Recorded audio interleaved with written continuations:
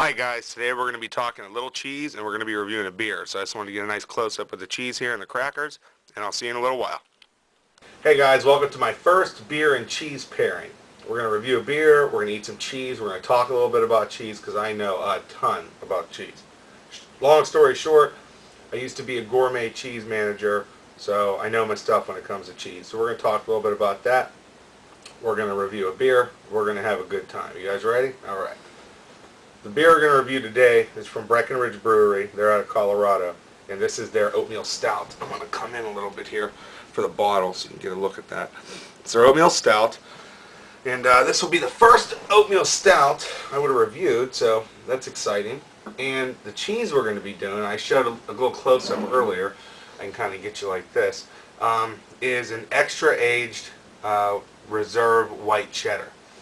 And the longer cheese is aged, the more moisture it's going to lose. So it is going to be a drier cheese, but as with a lot of things, the longer it's aged, the stronger the taste is.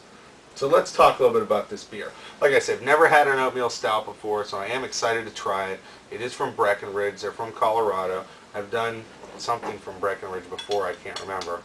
We're going to crack this open, and I'm going to use a mug today. And we're going to come in for the pour, and we're gonna kind of pour this. That's how we're gonna do this one. Right down the middle. Get a little extra head there. Now look at that. That looks. Well, that is dark. I have a 500 watt light bulb, and if I look real close, I can see a little bit of red. Very little through the bottom, and very, very, like the smallest smidgen you could think of through the middle. So in pretty much any other lighting, maybe direct sunlight or something like that, you're not going to be able to see through this one. The head is lots of bigger bubbles there, but as you go underneath here, it's a lot of smaller bubbles, and I'm sure part of the reason I get the bigger bubbles is the way I did that pour.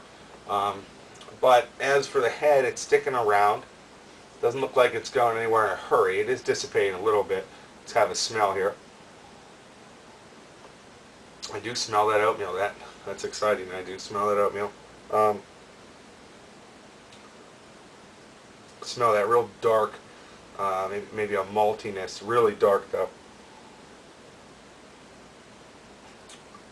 And those are the main smelling points that I get. Those dark malts, a little bit of oatmeal. And that's about it for that guy. But this is real dark. As you can see, the head's still with us. It's not going anywhere yet. Oh, and as for the cheese, I'm just going to be putting on some crackers. I just cut them pretty thin because of how sharp the cheese is. And also, an interesting point, all cheese, unless you're talking like halloumi, that cheese you can grill, all cheese is best served room temperature for flavor notes. So if you want to do something like a beer and a cheese, then you do your cheese room temperature and you do your beer the proper temperature. Now this beer was recommended to drink around 50 degrees, so I let this sit out of the fridge for a little while. So we should get that. Should be right around the right temperature. Yeah, that's a dark guy. Head's starting to leave, so before the head's gone, let's have a taste.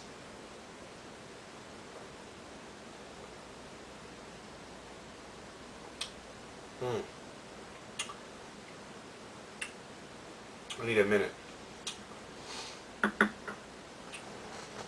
That is good. Certainly has that stout taste to it. If you like stouts, it's probably right up your alley. Does have a hint of that oatmeal, which is really nice. I think I've had better stouts, but this one is very good.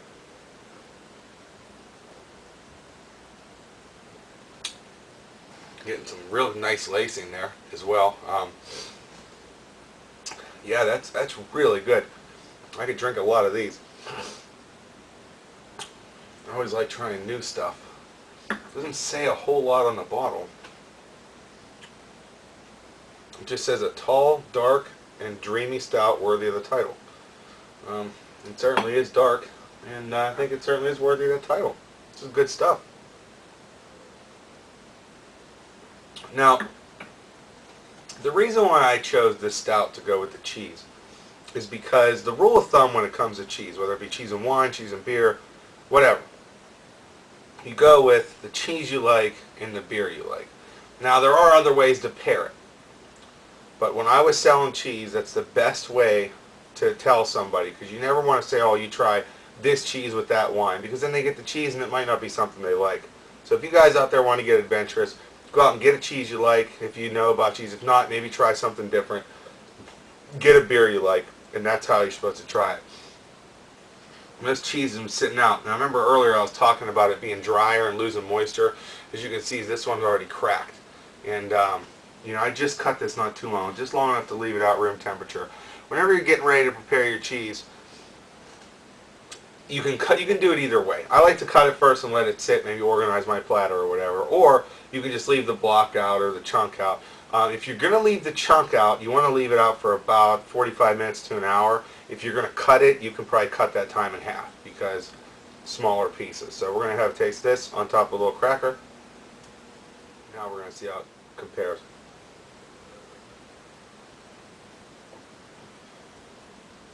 Yeah, that's good. That's good. And the stout is dark enough to where whenever it hits your mouth, you get stout again. And the cheese is sharp enough that whenever it hits your mouth, you get cheese again. So you're not overkilling either side. So yeah, this ended up being a real nice pairing. This is going to be enjoyable. But again, if I wanted to try this with a porter or even a lager, just something I liked, as long as it was the cheese I liked, it'd be a good pairing. I never tried this before. I figured I'd like it. I love beer, so.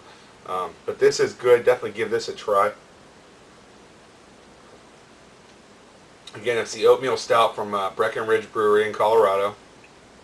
And the finish is real clean to it. The mouth feels real nice. It's kind of like dances on your tongue kind of nice sort of deal. Almost no bitterness to speak of at all. Very, very little. Super clean finish. Look, and the head's still kind of there. So I'll give it a little swirl here. But yeah, the head's still sticking around a little bit. And we're getting some, you know, not bad lacing there on the side. But as far as cheese goes, if you guys have any questions for me or anything on types of cheese or whatever, send me an email or ask in a comment section and I can hook you up. There's so many different cheeses and there's so many different beers. I mean, the combinations are almost limitless. And like I said, cheese can get expensive, but you can also get some really good stuff. Sometimes you find it on sale. Around here we have what's called a Giant Eagle in their grocery store. They have a really nice cheese department, and sometimes they have like Jarlsberg. That's really good cheese, and sometimes you can find that for like $4.99, $5.99 a pound, like cheaper than the deli stuff. And you can get it sliced too. They have like the big kind of logs, so you can get it sliced. But this was just a nice little treat, this pairing here. And I'm gonna get some more cheese. But if you've never tried an oatmeal stout, maybe this isn't a bad place to start. I never have, and I like it very much. And if you never tried any kind of gourmet cheese, try getting extra aged or 2-year aged or 10-year aged or whatever cheddar, and give that a shot. Serve it at room temperature, see what you think. You know, maybe not eat it by itself. Maybe eat it with a cracker or something like I like to do. Eat it with a beer, which is excellent. But yeah, so as far as the grade goes on this guy, let me have another taste because I did have some of that cheese in the mix.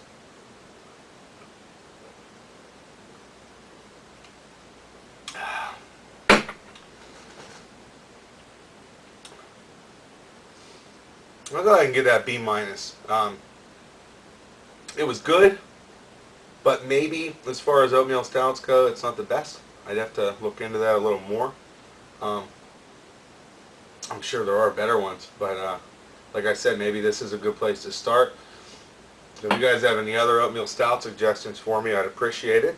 And if you have any cheese questions, I'd be glad to answer them. And we'll see you next time, and enjoy your beer and enjoy your cheese.